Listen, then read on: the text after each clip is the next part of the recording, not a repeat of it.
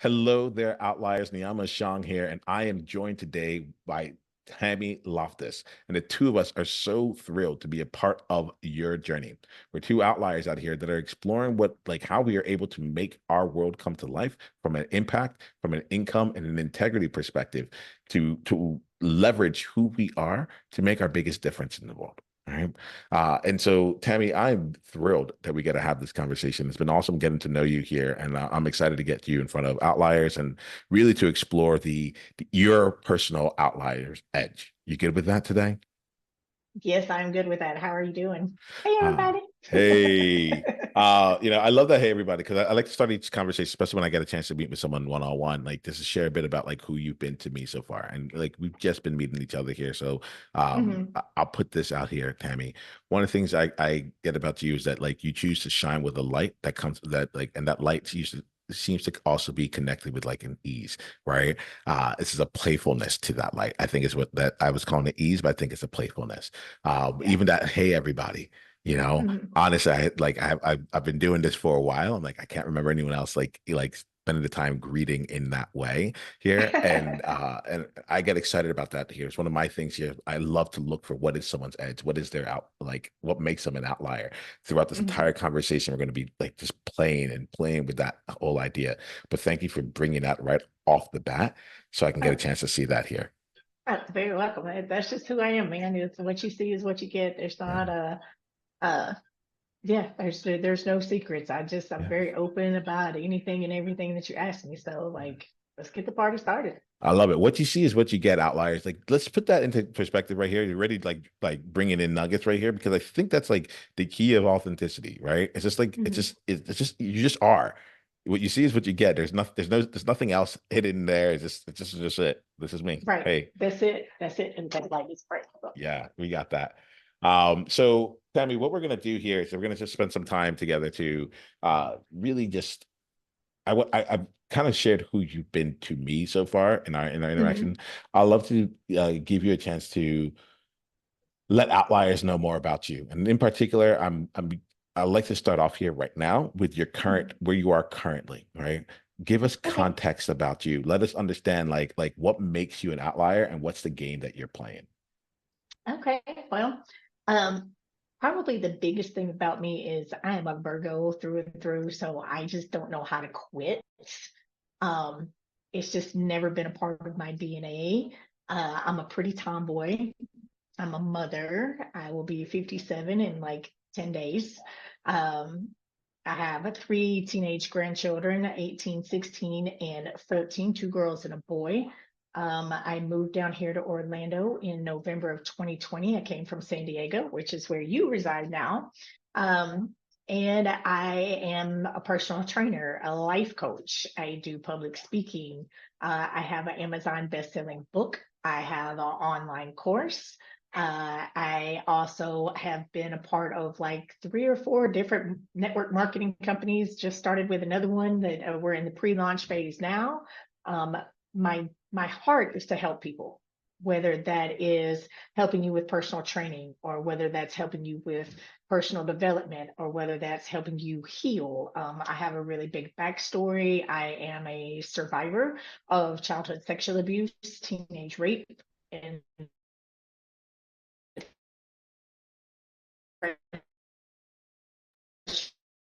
my childhood sexual parents, my mother and my father both started sexually abusing me at the age of like 2.5, 3 years old. Tammy, I'm really sorry here, but I want to Mhm. make sure, like you said, you have a really big backstory, and then we actually lost you in connection here. So you said you Oh are so no. yeah, and it was like the timing couldn't have been. But you had said that it's like you are a survivor, and at that Yeah, moment, right afterwards, it everything blacked should have out. been yeah. Okay. If you're good with it, are you good? I want to make sure that outliers get a chance to be on the road with you. Oh Okay. yeah, yeah, Yes. absolutely. Okay. Yeah, so I'm a survivor, and when I mean survivor, I I survived a lot of really traumatic things. So I'm a survivor of childhood sexual abuse, which came from both my biological parents, my mother and my biological father. I don't know who he was. I don't know his name or his whereabouts or anything like that. But it started when I was like 2.5, 3 years old and went on till I was almost 7. I blacked it out to my children were the same age I was when it was happening to me. I confronted my mom about it and she confessed to everything. So that was a whole big thing, needless to say. I didn't speak to her for about 3 years. And then I kept hearing this thing in my head: if you don't forgive, you won't be forgiven. If you don't forgive, you won't be forgiven. And I eventually like was able to like pull myself outside the jar. You get in these situations and you want to hate and you want to be angry and you want to blame everybody for where you are and blame everybody for your circumstances. Well, you know what? When those things happen to you, they are a moment in time. They have a beginning moment and they have an ending moment. You are not responsible for what that trauma was, but you are responsible 100% for what you do after that trauma happens. Okay. I was responsible for the depression that I allowed to set in. At the age of 13, my stepdad, who was the only man that I ever called dad, raped me. Not responsible for that, but I'm responsible for how I felt after that. I was responsible for how I chose to lead my relationships after that. I was responsible for the thoughts of sex is love because all the men in my life up to that point in time forced me to have sex with them. You know what I mean? So in subconsciously in my head, there was a belief sex is love. So if when I got older and had sex willingly with people, it was like, oh, you had sex with me, that means you love me. So you can imagine how many jacked up relationships I had for a really long time. Um, I went through a really bad depression in '09, and I almost had to stare down a bottle of sleeping pills. A friend of mine called me on the phone that day and talked me out of it. Had no idea what he was talking me out of. And once we got off the phone, it was the first time in probably months, maybe years, that I had not heard all of the negative voices telling me I'm not worthy, I'm not lovable, I'm fat, I'm ugly. You're never going to have a good relationship. You're always going to be broke. You're this, you're that. Those were my thoughts. Nobody ever said those things to me. But for once, they were quiet. And I just sat there in the silence for a minute. It's like, wow, like how often can I get this? Like, this would be great, And I walked to the bathroom and I emptied out the bottle of sleeping pills in the toilet. And I um, started working out in the gym a couple of weeks later and trained myself, my best friend, and my roommate at the time. And between the three of us, we lost a little over 150 pounds. And that led me to being a personal trainer. Took me about 2.5 years to get everything done so I could do that. I was a 42-year-old stripper trying not to be homeless, living in a hotel. And but I did it. On March 12th of 2012, I passed my test. I walked away from the dancing world, all the money, all the drugs, all the alcohol, and everything that comes along with it, and said, I'm out. Never looked back. Um, Started at a gym that following Monday and just grinded it out and became the best personal trainer I could be. And uh, during that process, I realized I was doing way more life coaching than I was personal training. So I became a life coach in 2016, and just continued on that path and went on a leadership retreat in Norway, scattered my mom's ashes while I was there, which was a freeing, life changing moment for me. Came back home, was doing a morning meditation in the shower, and got a message that I needed to move to San Diego. So I packed all my stuff 90 days later, sold everything, whatever fit in my little 97 Mitsubishi Eclipse, drove to San Diego on a hope and a dream with less than $700 in my bank account. And I got out there and smashed life. I was there little over 2.5 years, but while I was there, I had a successful personal training business, life coaching business. I started public speaking, was running workshops, and I wrote a book and hit bestseller on Amazon on launch day. And so 2020 hit, I moved to Orlando, and here we are. Here we are, Tammy. You've lived quite a life, and I thank you for being someone who's like continuing to like share both your story, but also like lift other people up, both through the physical form of it and also the mind form of it with the life work you're doing.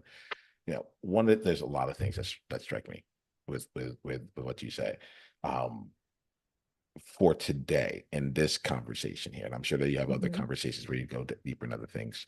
Um, the place I'm going to go to is you talked about being 42 and passing that test, right? Mhm.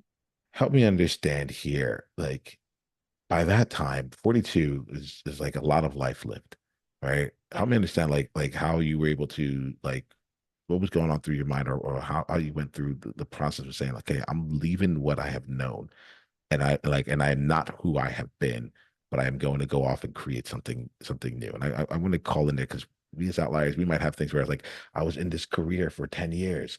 Like how can I go off and do something new? How can I go build my brand? How can I build my message? Who would want to hear from me? How like who like all those kinds of things here. And I think that you have just in your introduction here have demonstrated that like if you want to change it, you can. So can you speak to that a bit?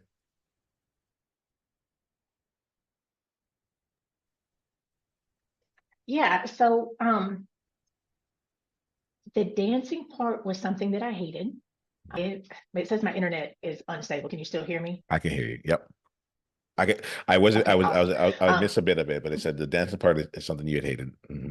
yeah, it was something that I hated, and quite honestly, like that 2 years and 3 months that I did that, I didn't hear my birth given name during that time. I refused to let that life be attached to my soul. I was like, this is temporary. Hmm. And when I entered into that world, I gave it an expiration date. I'm like 2 years max. That's it. And I missed that by 3 months only because I had to set the date to take the test. And I I went in and I took the test. I was terrified. I was like, I've busted my ass, and this is going to change my life forever because I know when I pass this test, and I said when, I didn't say if, I just kept saying, I know I'm going to do this. I know I'm going to do this. I took on the practice test. I'm making a 98. There's no way I'm not passing this test. Like in my head, I was determined, and I got in there and I made a 98 on that test. Hmm. And I just cried, cried because I knew my life was about to change in a way that I could not even put into words. Like in my head, the anxiety of like, can I make enough money to survive doing this? I had no idea. But I knew I was going to be able to sleep at night. I knew I was going to be able to have peace in my soul. And that's all that mattered to me. Hmm. Hmm. Yeah, I, I really kept it. You're hitting me as we talk through, and so and I'm choosing to play in both areas. One, my heart is just like open, my heart channel just like open, and I just seeing how you've chosen to like you said like even that element of like my life I knew my life was going to change. I think about this a lot like nowadays, because like going into the entrepreneurial world has brought me into a place where there's um elements of, hey, this is now what I'm going to be doing, and like and trying to really get certain parts of the business to all line up, you know Mhm. and if I'm honest, there's a part of me that's afraid of like, I know the struggle. I know what it's Mhm. like to get close and then walk away, or to like try something new, or so on and so forth. And I've had clients in the past who are like, I have just my whole life has been one of, in their words, of like of chaos, or like of uncertainty. And now I'm in a Mhm. place where I actually have crossed over that chasm. What do I do now? Because I don't know how to like actually get my foot in on that. So I'll be really curious, like for you, and we can take the conversation in a different place because that was years Mhm. ago. But at the same time, like I'm curious for you in making that transition to that new life, because with the work we do here, we want outliers to keep growing in their lives. We want them to Right. have new levels and so forth. How did you manage that transition? How did you leverage it? How did you make the most of it? Um, there were several steps, Yeah. and the first was personal development. Like I called my son, believe it or not, and he was very deep into church, and I had jumped in and out of church my whole life. I would go to church, and I'd say the prayer, and they pat you on the back and say you're saved, like you won a prize, and they give you a new Bible, but they didn't teach you anything. You know what I mean? Well, what's this prize? Like, what am I supposed to, what am I winning? I don't get it. And so, I go to a different church, and the same thing, I go to a different church and nobody would teach me anything. And so I did find a church in Atlanta, and I'd sit in the back row because I was, like, I don't know what I'm doing. I felt ashamed of the life that I had been leading up to that point, but I knew I was supposed to be there. I was drawn to be there.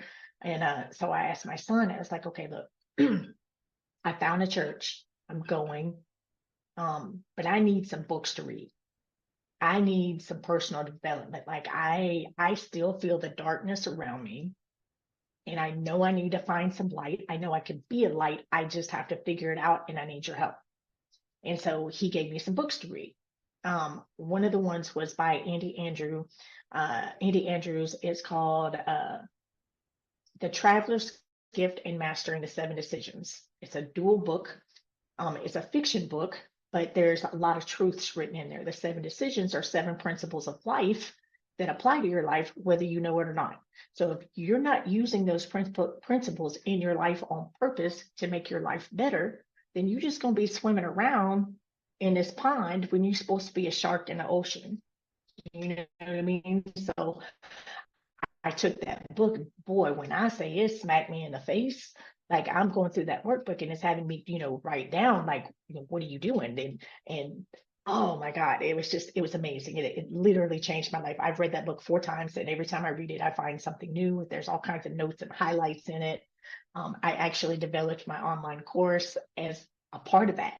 You know what I mean? Just using that, and incorporated all the things that I changed in my life into that. And it's so crazy to sit here and re-talk about it all over again. It's just that's what I did. It was like personal development, going to church, learning to meditate. I started listening to Abraham Hicks to figure out how to meditate because I had heard great things about her. And it was just a journey. And so as I started feeling better, and I got resaved at that church and got baptized on the spot. Went to church dry, went home wet. And I got with a mentor, and then that's when I found out, about the forgiveness part. Forgiveness isn't about letting the other person off the hook. It's about letting you off the hook. You're the one that's mad. You're the one that's upset about what they did. They don't care about you. They don't went on with their life. That makes you mad too, because they went on with their life. They don't care about you. So why are you still mad? You were the one disrupting your life. When you forgive them and you let that stuff go, then you become free. Once you become free, your life changes. So this now, like, I know that you wrote a book, and I'm curious, like if some of the things that you're just talking about here ended up playing out into the book. Tell us what the book is called, firstly, Okay, and then so let us know a bit more about that. Yeah. all right. So the book is called Dear Victim, It's Time for Us to Break Up Now. And that title was very important to me because I chose to be a victim for a really long time. And you have to learn how to break up with your victim. Your victim is your personality, and until you choose it not to be anymore. And the cover of that book, I hiked Cucamonga Peak there in LA. Took me 3 tries to hit the peak, but that was the only peak I was going to put on my book. And when you look at the book, I'm facing Dear Victim. You have to face your victim. You have to. You have to look in the mirror and you say, bitch, you're not going to do this to me anymore. I own me. I'm gonna own my shit. I'm gonna take control, and I'm gonna take me where I gotta go. And so everything in my book is the journey of my whole life story, going to San Diego. I even put how I got the book cover in there, and all of the people that were incorporated in my life, the dancing, the drugs, the alcohol, it's all in there. Like there's no shame in anything I wrote. And I tell people, I was like, I don't share my story for you to pity me. I don't share my story for you to say, oh, I'm so sorry you went through. No, I went through those things and I earned my scars. They helped me become who I am today. They helped me to help you. They helped me to help other people. And by sharing my other story, if you think your story is better after hearing mine, then I win. You know what I mean? Like, I want you to know that you can do it. If I can do it, you can do it. And I put a lot of the tools and a lot of the steps and a lot of all the books I read, like I stepped in and out of the story through my whole book. Like, okay, I want you to understand why I said what I said. I want you to understand this. You know what I mean? Like, go to this book, read this part. Go to that book, read this part. You know what I mean? I give a lot of mirror exercises that I use to help myself heal. I do some other personal development stuff, like where you write in a journal, writing down all the negative thoughts and you rip it out and you set it on fire. And I give you a little mantra to say, like, and I write like I talk. So it feels like you're having a conversation with me over a cup of coffee at the table. That's legit. That's legit. So take us now then to now, because we got a chance to like explain here, like what is like what's your life look like now? How are you making your impact right now? And then let's keep playing now. I want to just tease into like, okay, where's like how's your outlier coming to life in this moment? Um, well, I'm here in Orlando. I'm new city, new state, new people. First couple years was just trying to get my grounding and stuff. I kind of Yeah. my first roommate here was a stalker, so like I'm like, oh my God, like kind of get rattled by life. And so, I've got my grounding now, and I'm starting the personal training. And I'm not going back in the gym. I'm tired of the gym taking all my money, but I do have people that are coming to me 101. So I do that. I have a daytime job, too, as you can hear in the background, because that's where I'm at. Sorry about that. But I do 101 training for people here, and then life coaching. I've got two life coaching clients that I've had with me since I became a life coach in 2016, and they're Mhm. still with me. So they don't see me as often. It's just, when life kind of rattles them, they'll call back like, okay, I need a little help. But yeah, I'm starting to pick that up. I'm revamping my online course and getting ready that to relaunch. And got a second book that I'm going to be working on here soon. I'm feeling the itch to write. So it's the title of that is going to be "Don't Be Glow Stick. Stop letting people break you and shake you before your light comes on."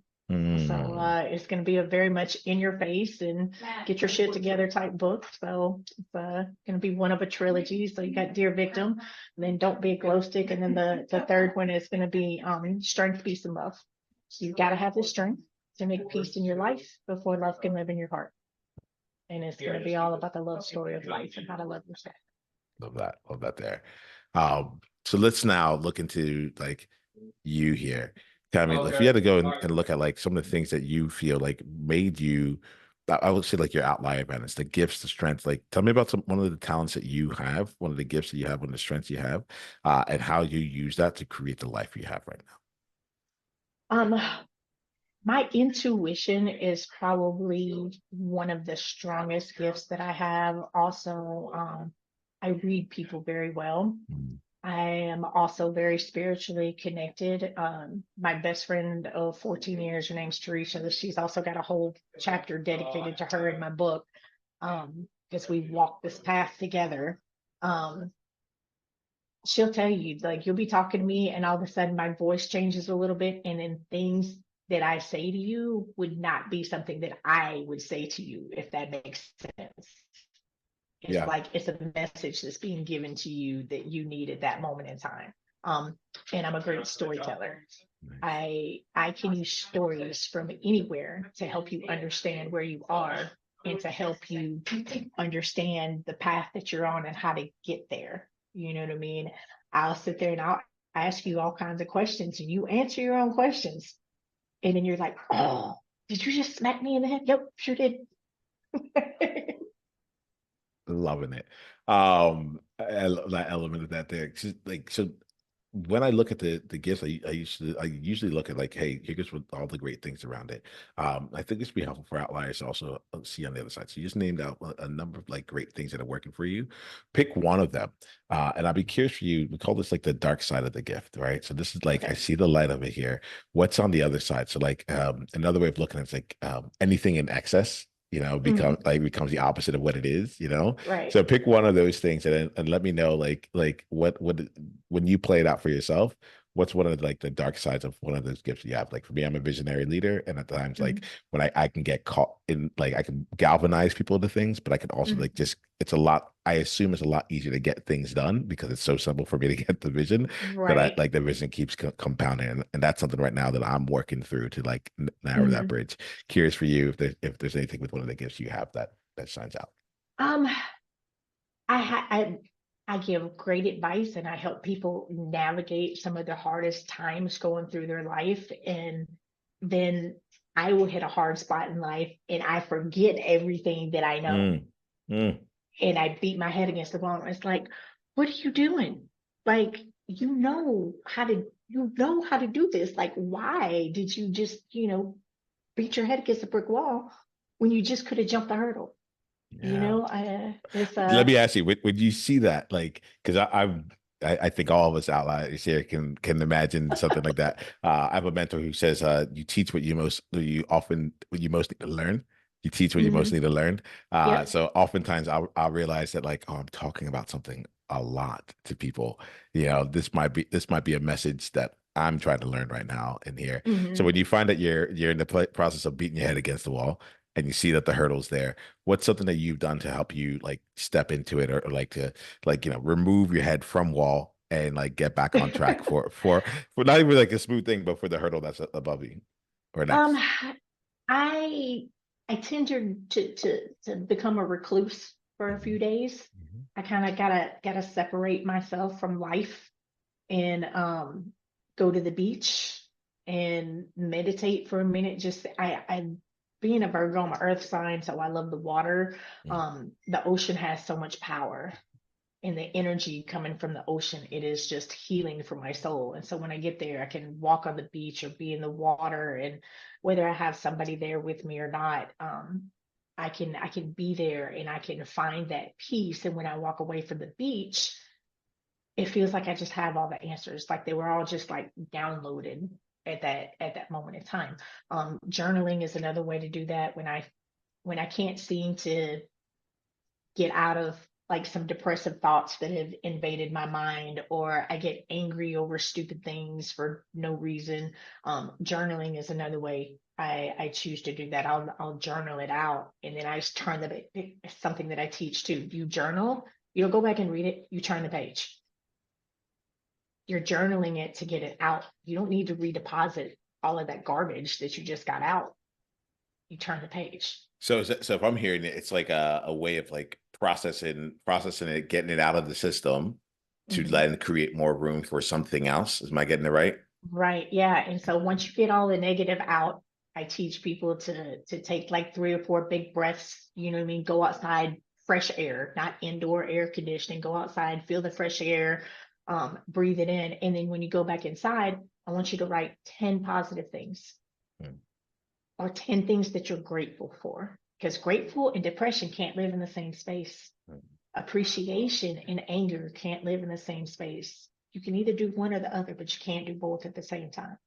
So you get to choose every day: I, appreciation or anger, gratitude or depression. well, Tammy, I am grateful for you, and I appreciate you. You know, I think I'm thinking here to myself here. We have an opportunity, right? So one of the opportunities I have is to any outlier who's listening to this, who has like considered themselves different and is now stepping into the game and saying, "Hey, like I really identify with Tammy's story. You know, I see myself in different places. What's a message that you would have for that outlier?" Go do it. Jump, jump. Like, don't, everything you want is on the other side of your fear. Number one. That's a great quote that has been used like a gazillion times. But what if your fear is really excitement? Like, think about it. When you get fearful, your hands get sweaty, you get that little nervousness in your stomach. What happens when you're excitement? Your hands get all sweaty, get all clammy, you get that nervousness in your stomach, but you get to choose whether you lean into the fear or you lean into the excitement. Why don't you lean into the excitement and say, you know what? I'm not the first one to do this, and I'm not going to be the last.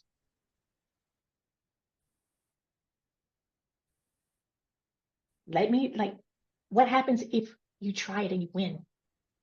Don't think about if you try and you fail. What happens if you try and you win? Find somebody that has done what you've done. Monkey see, monkey do. Follow them, reach out to them. Hey, you know what I mean? Surround yourself with the people that's going to elevate you.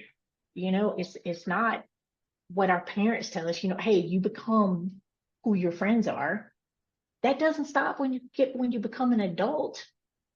If your friends aren't doing something that you want to do, if they don't have something that you want, if they're not making the amount of money that you want to make, guess what? You in the wrong circle.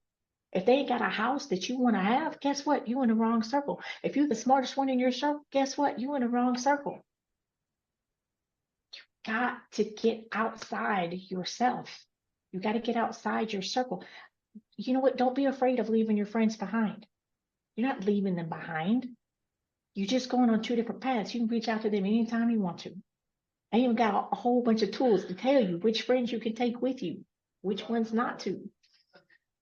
You just got to lean into it and go.